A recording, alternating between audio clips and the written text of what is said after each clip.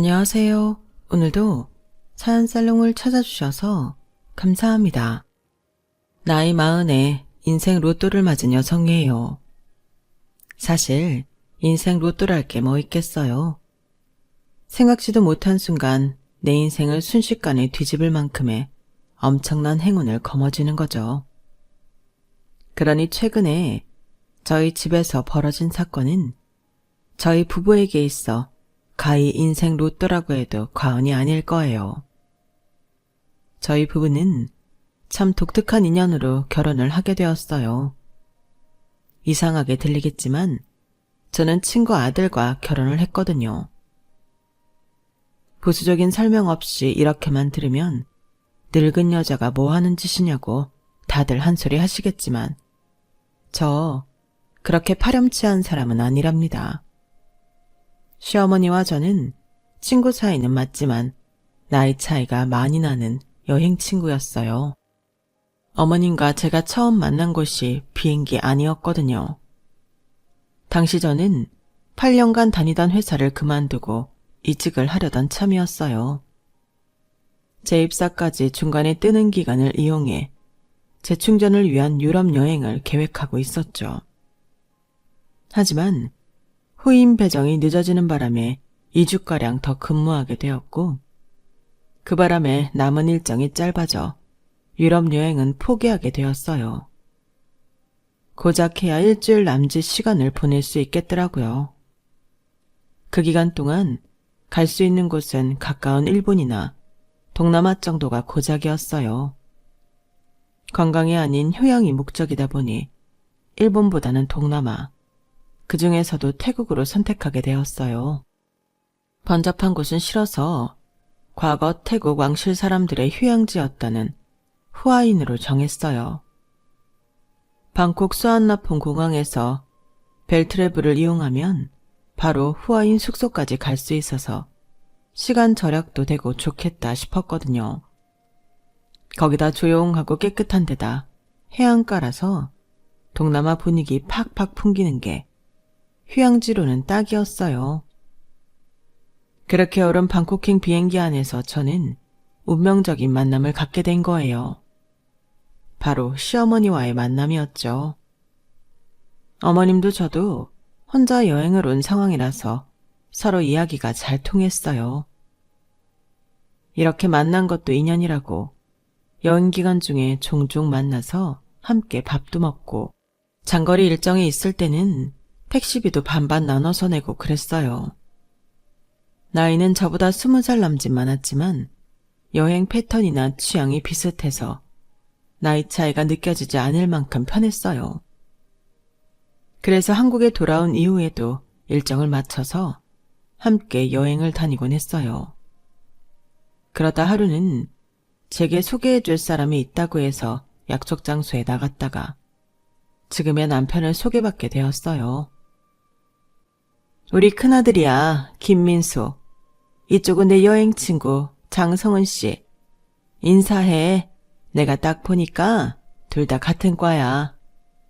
나이도 비슷하고 연애에 소질 없는 것도 똑같은 게 모르긴 해도 둘이 쿵짝이 아주 잘 맞을걸?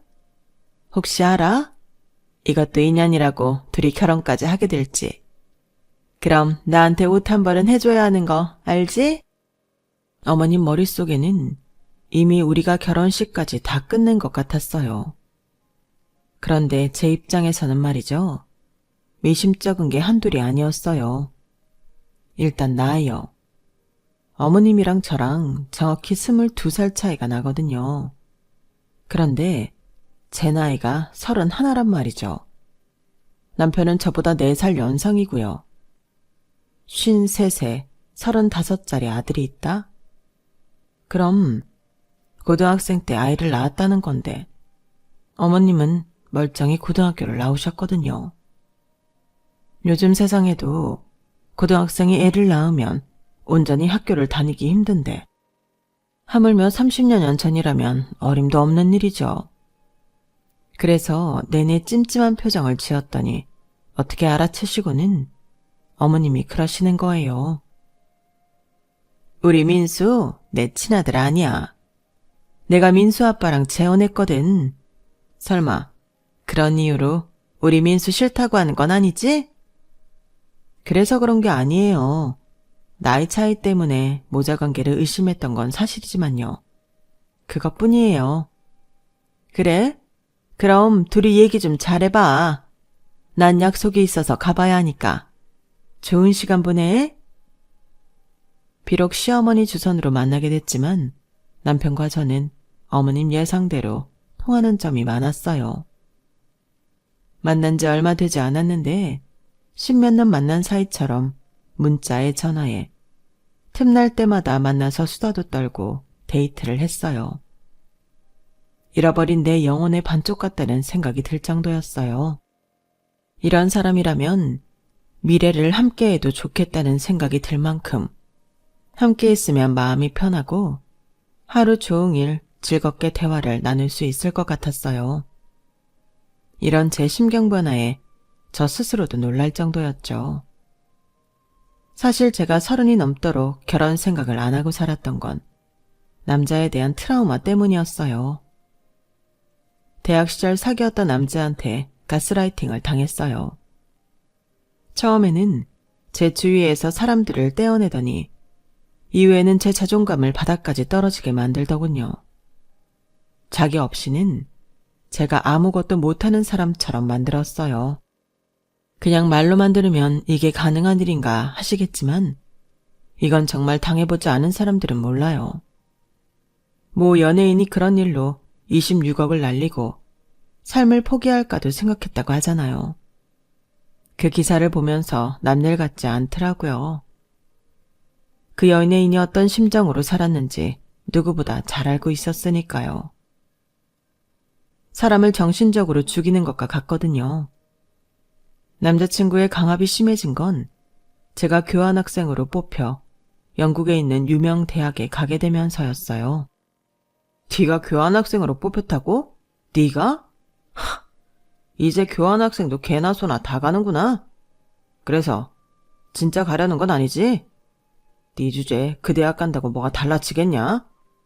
내가 장담하건대 네 수준으로는 수업도 제대로 못 알아들을걸? 괜히 돈 낭비하지 말고 일찌감치 정신 차려. 내 영어 실력이 그렇게 형편없지는 않아. 오빠도 알잖아. 물론 원어민만큼은 아니겠지만. 넌 그게 문제야. 영국 가서 비벼보면 어떻게든 될 거라고 생각하지? 네가 뭘 할 수 있는데. 여기서도 친구 하나 없는 왕따 주제에 거기 가면 뭐 달라지겠어? 사람들이 너랑 상대나 해주겠냐? 외국 애들한테 호구당할 게 뻔한데 어떻게 그걸 모르냐?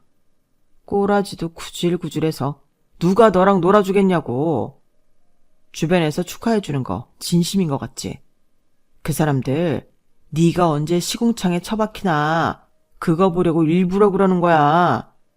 나나 되니까 너한테 이런 충고라도 해주는 거라고. 정신 차려 병신아. 주제를 알아야지. 자기도 교환학생 신청을 했다가 떨어져서 더 저를 못살게 굴었다는 건 나중에야 알았어요. 결국 저는 교환학생 신청을 철회하고 한국에 남았어요. 그땐 아무리 발버둥 쳐도 진창 같은 상황에서 벗어날 수 없을 것만 같았어요. 아침에 눈을 뜨는 순간부터 제 일거수일투족을 남자친구한테 문자와 사진으로 보고하고 지시를 내리는 대로 움직였어요. 문자가 조금만 늦어도 폭언이 쏟아졌고 사람들 앞에서 저를 무시하고 깎아내리는 건 다반사였어요. 힘들게 용기를 내서 관계를 끊으려고 하면 협박도 불사했어요. 남자친구 손에서 절대 빠져나갈 수 없을 것만 같았죠. 이러니 취업 준비는 제대로 됐겠어요. 결국 이력서를 냈던 모든 회사에서 모조리 떨어진 저는 대학에 유급 신청을 했어요. 이렇게라도 대학에 적을 두고 있어야 그나마 취업에 유리하다고 해서 그런 거죠. 반면 남자친구는 그의 취업에 성공을 했어요. 그러자 아주 기세등등해졌죠. 저를 무시하는 행동은 전보다 더 심해졌지만 얼마 뒤 기쁜 소식을 접할 수 있었어요. 남자친구한테 여자가 생긴 거죠. 꽤 잘 사는 집 딸 같았어요. 어떻게 알았냐고요? 남자친구한테 못 보던 명품 가방과 지갑, 명품 구두가 생기기 시작했거든요.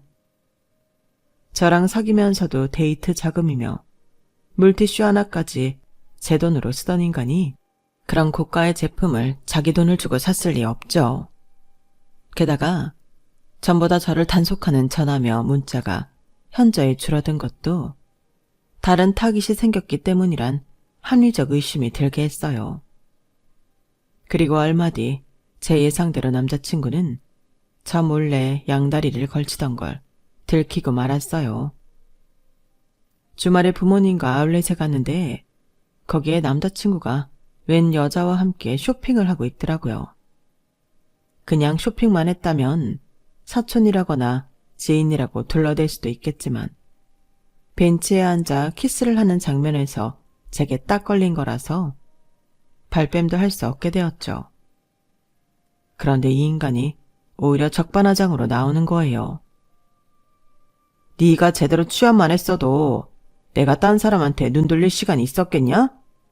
멍청한 게 취업도 못해서 빌빌대는데 내가 널 어디까지 이해해줘야 해? 탓을 하려거든 멍청한 네 탓을 해. 엄한 사람 파렴치한 인간으로 몰지 말고. 무식하면 용감해진다더니 지가 어떻게 나한테 따질 생각을 해? 어이가 없어서 정말. 이 인간 논리대로라면 나라 팔아먹은 이완용도 애국자고 희대의 살인마 찰스 맨슨도 박애주의자라고 할 수 있을 거예요. 그런데 순간 이런 생각이 들더라고요. 이놈은 아주 약해 빠진 놈이구나. 지 잘못을 온전히 책임지지도 못할 만큼 어리고 형편없는 모질이었어. 그러니 사람 마음을 조종해 거머리처럼 틀어붙어 살아가지. 정작 상대에게 의존을 했던 건 내가 아니라 이놈이었구나. 내가 왜 이런 나약해 빠진 놈을 두려워했을까? 생각이 거기까지 미치자 눈앞에 서 있는 남자친구가 한없이 가소롭게 보였어요. 그래서 그 길로 바로 변호사 사무실을 찾아갔어요. 수년간 제게 가스라이팅을 통해 금품을 갈취하고 인간관계를 파괴하고 정신적으로 괴롭혀온 거에 대해 고소를 하고 보상을 받으려고요. 아마 소장이 날아들 때까지도 이 인간은 내가 여전히 자기를 두려워하고 있다고 생각했을 거예요. 법정에서 다시 만난 전 남자친구는 한없이 구질구질하고 보잘것없는 모습이더라고요. 제 앞에서 그리 당당하게 굴던 인간이 합의금 좀 깎아보겠다고 무릎까지 꿇고 질질 짜는 걸 보니 허탈하기까지 했어요. 결국 재판은 제 승소로 끝이 났고 그동안 전 남자친구한테 갈취당했던 돈과 정신적 육체적 피해 보상까지 받아낼 수 있었어요. 재판이 시작되고서야 제가 수년간 이런 일을 당했다는 걸 알게 된 부모님은 많이 힘들어하셨어요. 부모님 탓이 아닌데도 말이죠. 부모님의 그런 모습 때문에라도 앞으로는 제대로 어른스럽게 살아가야겠다는 생각이 들었어요. 취업 준비도 열심히 하고 스터디 그룹에 참여해 대인관계도 다시 쌓아가기 시작했죠.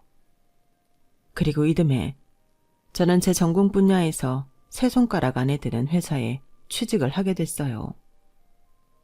저의 이런 과거를 아는 사람은 저희 부모님과 남편, 그리고 제 시어머니 뿐이에요. 제가 시어머니와 단기간에 금방 친해진 것도 서로 비슷한 경험이 있어서였거든요. 어머님의 첫 남편도 제 전 남자친구와 비슷한 인간이었으니까요. 민수 아빠랑 같이 산 건 꼴랑 3년이지만 내 인생의 남자는 민수 아빠뿐이야. 민수 아빠 만나기 전까지 내 인생은 진창이었거든. 아무것도 모르는 나이에 남자를 만나서 동거를 했는데 알고 보니 유부남이었더라고. 상간녀 소리까지 들어가며 머리채를 잡힌 채 길바닥에 내던져졌지. 나도 속은 건데 나도 정말 억울한데 사람들 눈에는 그저 남의 남자 뺏은 상간녀일 뿐이더라고. 그런데도 이 인간이 얼마나 당당했는지 알아? 내가 자기 같은 남자를 만난 건 다 내가 멍청해서 그랬다는 거야. 내가 잘나고 똑똑했으면 자기한테 당했겠냐고. 말도 안 되지. 그런데 이 인간이랑 살면서 하도 세뇌를 당하다 보니 나중에 모든 게 내 잘못이었나 하는 생각까지 하게 되더라고. 그 남자랑 헤어지고 나니까 수중에 남은 건 빚밖에 없더라. 내가 써서 만든 빚이면 아깝지도 않지. 난 그 인간이랑 살면서 속옷 한 장 사본 적이 없어. 집에서는 남자한테 눈 멀어서 집 나간 못된 딸년이 되어 있고, 사회에서는 남의 남자 빼앗은 간통녀가 되어 있었어. 어디에도 발붙일 데가 없었는데 그때 나를 받아준 사람이 민수 아빠야. 그때 민수 아빠는 차별하고 혼자 식당을 운영하고 있었는데 내가 3일을 굶다가 도저히 못 참겠어서 무작정 들어가 밥을 시켜 먹었지. 다 먹고는 돈이 없다고 그랬더니 갈 데는 있냐고 묻더라. 고개를 저었더니 가게에 딸린 작은 방을 내주는 거야. 나를 뭘 믿고 방까지 내주냐고 물었더니 뭐라는 줄 아니? 꼭 내가 죽을 것 같았대. 어떻게든 살려서 밥값을 받을 테니 그때까지는 버티고 살라더라고. 그렇게 민수 아빠 가게에서 일을 시작했고 그러다 눈이 맞은 거지 뭐. 비행기 안에서 처음 만나 함께 낯선 여행지를 돌아다니던 어머님은 제게 당신의 치부를 가감없이 드러내셨어요. 어머님의 솔직한 고백에 저 역시 지금껏 친한 친구에게조차도 말하지 못했던 과거를 털어놓을 수 있었고요. 서로의 아픔을 공유하는 사이다 보니 다른 집 고부관계랑 다르게 어머님과 제 사이가 각별할 수 있었던 것 같아요. 동지애를 느끼게 됐으니까요. 어머님과의 사이는 앞서 말한 것처럼 친구같이 돈독한 사이였지만 두 시동생들과는 그렇지 못했어요. 시동생들은 쌍둥이였는데 어머님 밑에서 어떻게 저런 인간들이 나왔을까 싶을 정도로 개차반이었어요. 큰 시동생은 입만 열었다 하면 거짓말을 하는데 여차하면 사기 전과로 별 2-3개 다는 건 일도 아니겠다 싶었죠. 작은 시동생은 잔머리를 너무 굴려요. 제가 보기에 머리가 그닥 좋아 보이지는 않는데 어떻게든 사람을 이용해 먹으려고 어설픈 수작을 부린다니까요. 제 남편은 그런 동생의 속내를 알면서도 무던히 속아주더라고요.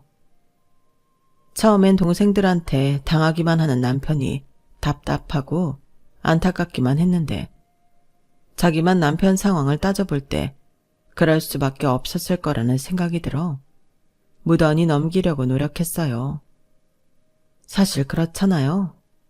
아버지도 돌아가시고 안 계신 와중에 새 어머니와 의붓현재랑 함께 살려면 오죽 눈치가 보였겠어요. 아무리 어머님이 제 남편을 예뻐하신다고 해도 친자식들보다 예뻐했겠어요. 물론 평소 어머님 행동을 보면 새엄마라고 다 팥쥐 엄마 같지는 않다는 걸 알 수 있지만요. 아버님이 하시던 식당을 이어받은 어머님은 특유의 유쾌한 성격과 사업 수단으로 아버님이 하시던 때보다 훨씬 번창시켰어요. 언제 가봐도 그 큰 홀이 손님들로 가득 차 있을 정도로요. 어머님은 일을 할 때면 덩치 큰 장정들보다도 더 힘을 쓰며 무서울 정도로 열심히 일을 하셨는데 그럴 수 있는 힘의 원천이 여행이라고 하셨어요. 게다가 전 남자친구한테 빠져나온 뒤 여행을 다니며 심리적인 안정을 찾은 것과 비슷했죠.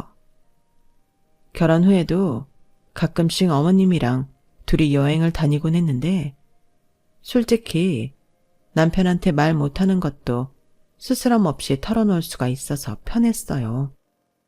속 깊은 남편의 마음 터놓고 지내는 시어머니까지 결혼 생활이 이렇게 편해도 되나 생각하던 어느 날 생각지도 못한 날벼락이 떨어진 거예요.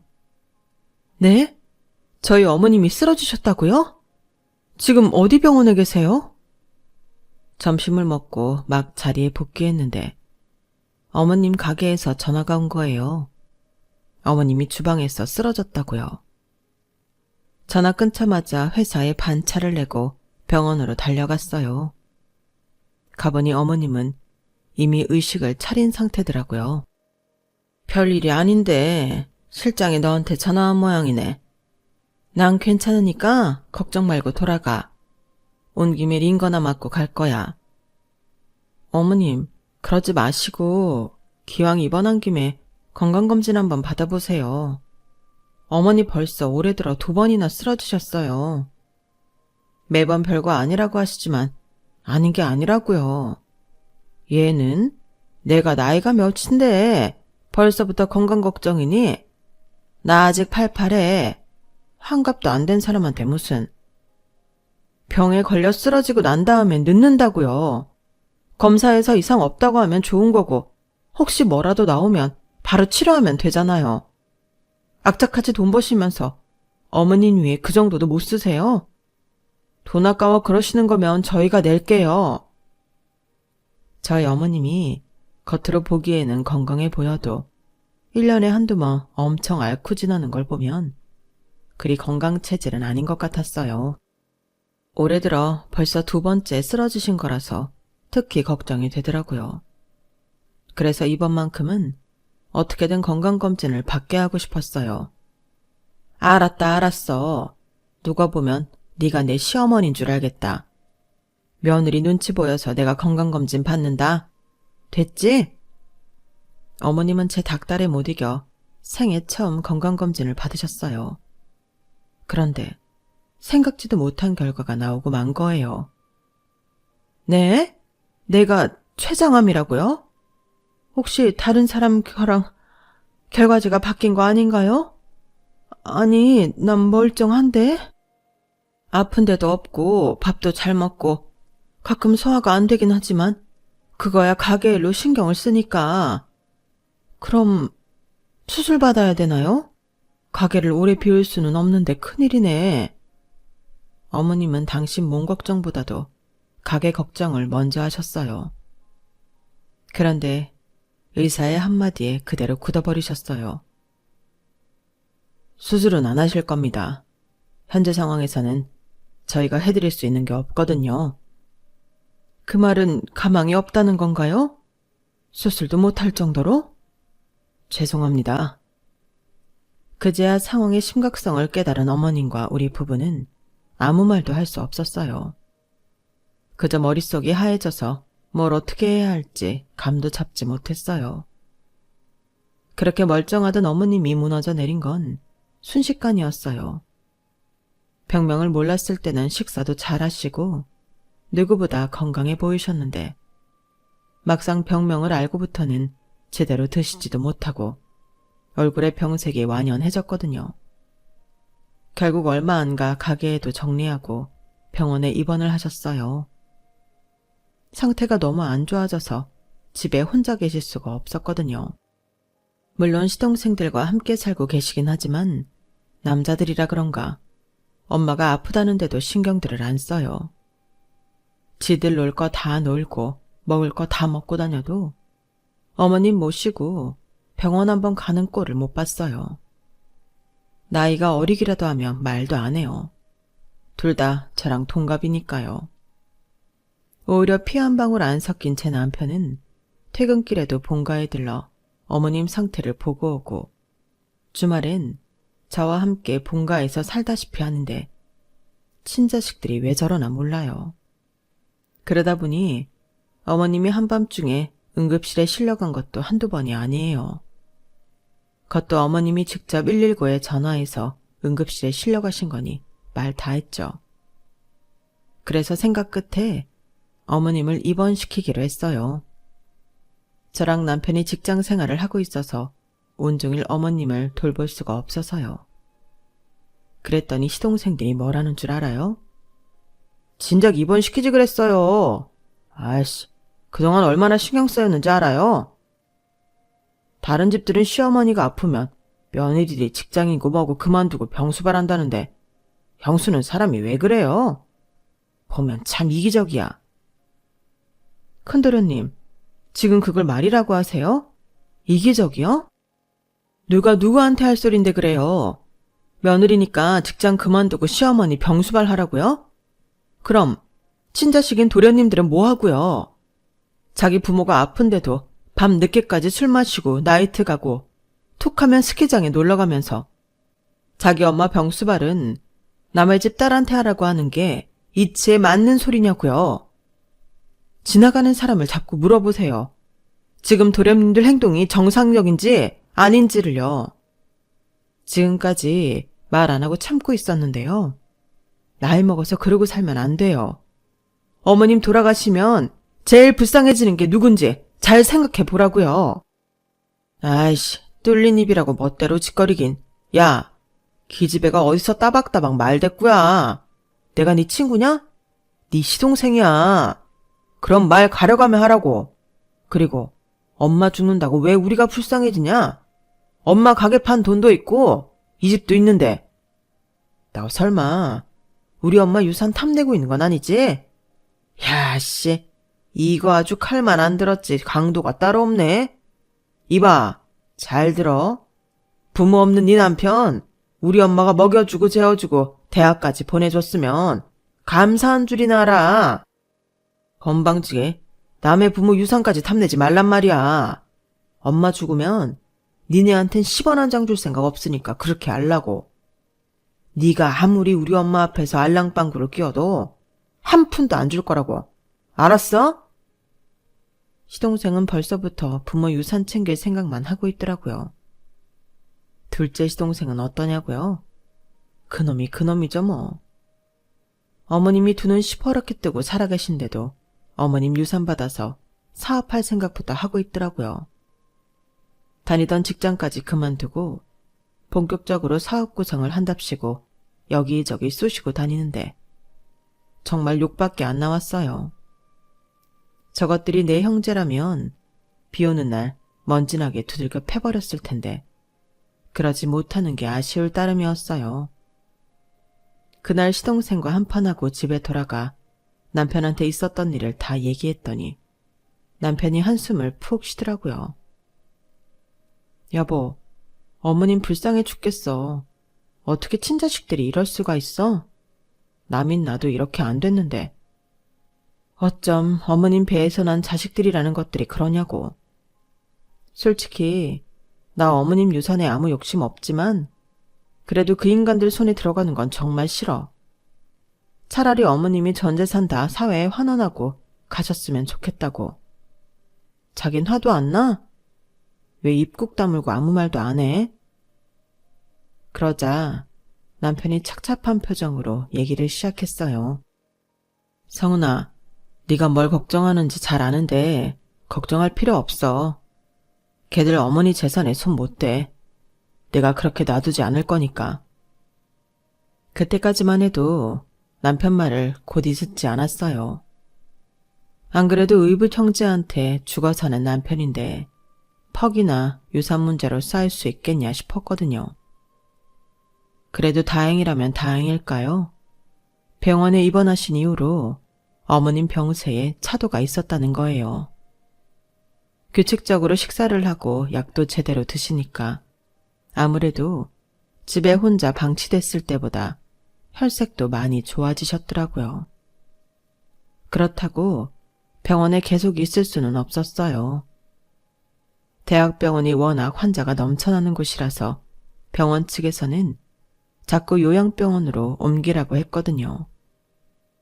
어차피 치료도 불가능하고 수술은 더더욱 안 되는 상황이니 환자 관리만 해주는 요양병원이 저희 어머님한테는 더 잘 맞는다면서요. 그래서 결국 요양병원으로 옮기게 되었어요. 어머님과 같은 방을 쓰시는 아주머니는 유방암 말기 환자인데 성격이 밝고 상냥한 분이시라서 어머님과 금방 친해지셨어요. 제가 병원에 갈 때마다 병실 밖에서 두 분 웃음소리를 자주 들을 정도로 친구 같은 분위기였죠.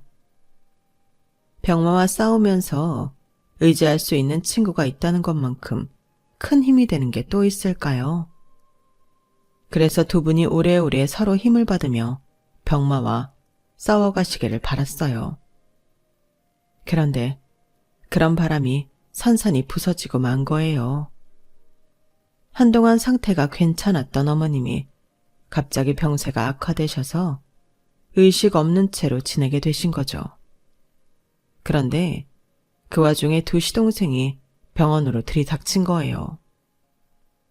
처음엔 어머님 건강이 걱정돼서 온 줄 알았는데 알고 보니 다른 이유가 있더라고요. 아씨, 내가 기가 막혀서 말이 안 나오네. 형, 도대체 엄마한테 무슨 짓을 한 거야? 형이 어떻게 했길래 가게 정리한 돈이 다 형 계좌로 들어갔냐고. 형수도 알고 있었죠. 우리 엄마를 어떻게 구워 삶았길래 그 돈이 다 당신들한테 갔냐고. 둘째 형, 지금 그게 문제가 아니야. 우리 집 명의가 큰형 이름으로 돼 있더라고. 집값이 올라서 지금 그 집이 얼만 줄이나 알아? 자그마치 10억이야, 10억. 두말할 거 없어. 그냥 양심 있으면 그 집 명의 내 앞으로 돌려줘. 그거 우리 엄마 집이잖아. 아닌 밤에 홍두깨라고 두 형제는 그간 병원에 코빼기 한번 안 비추더니 갑자기 나타나 알아듣기 힘든 소리만 짓거려댔어요. 둘이 사전에 조율이 안 됐는지 나중엔 서로 집 명의 가지고 싸우기까지 하더라고요. 야, 막내는 웃긴다. 그 집을 왜 네 명의로 해? 엄마 큰아들인 내가 있는데 당연히 내 명의로 해야지. 작은 형은 엄마 가게 정리한 돈 받으면 되잖아. 그리고 작은 형이 그동안 사고치고 돈 물어준 게 한두 푼이야? 깽값 물어준 돈만 해도 1억은 되겠다. 아, 몰라, 씨발. 1억인지 2억인지 나는 잘 모르겠고 암튼 내 건 내 거야. 그때였어요. 평소 큰소리 한 번 안 내는 남편이 불같이 화를 내며 두 형제를 바닥에 매다 꽂았어요. 그리고 나직한 목소리로 말했죠.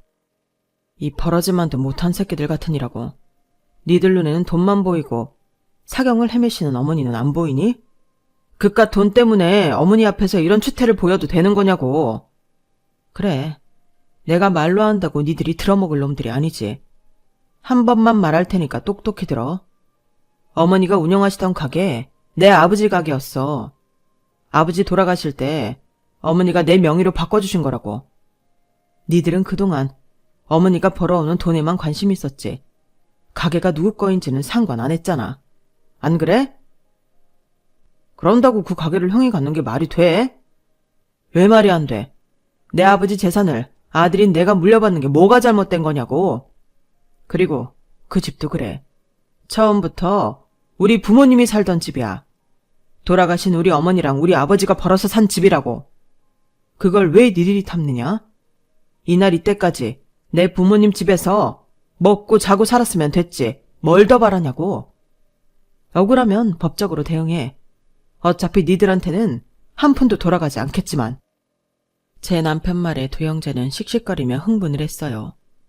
욕설을 퍼부으며 말이죠. 그러자 앞 병상에 누워 계시던 환자분이 혀를 차며 그러시는 거예요. 인겁을 두르고 어쩜 저러나 몰라. 내가 그 집 어머니한테 물어보니 두 아들하고 금순 씨는 피 한 방울 안 섞인 남이던데 그간 키워주는 애를 이렇게 갚나? 네? 아주머님 지금 뭐라고 하셨어요? 남이라뇨? 며느리도 몰랐어? 에휴, 딱한 사람. 지금까지 혼자 가슴에 품고 살았구만. 그래도 큰아들은 알고 있었지? 그러자 남편이 조용히 고개를 끄덕였어요. 금순씨 첫 남편이 천하의 망나니 같은 놈이었다잖아. 유부남인 주제에 총각인 척해선 금순씨랑 살다 본처한테 걸려서 둘이 헤어진 거고. 그랬으면 그걸로 끝냈어야지. 지 죽을 때 돼선 전부인 사이에서 난 쌍둥이 아들을 금순씨한테 맡기곤 사라질 건 또 뭐냐고. 그 집 시아버지가 부처님 가운데 토마 같은 사람이라서 그 애들까지 다 받아주고 자식처럼 키웠다던데 다들 몰랐어? 한마디로 그쪽 둘은 이 집안 사람들이랑 피 한 방울 안 섞인 남남이란 얘기야. 그런데 여기가 어디라고 와서는 가게판 돈 내놔라, 집 내놔라 개소리를 짓거려. 배은망덕하게 시리. 나 자야 되니까 둘 다 나가. 안 그럼 보안 직원 불러서 내쫓을 거야. 아이고, 불쌍한 금순씨. 남의 자식 키워준 덕은 없다더니 그 고생을 하고 남의 자식들 키워준 대가가 고작 이거라니. 에휴, 지겨워. 아주머니는 이불을 얼굴까지 푹 덮으셨어요.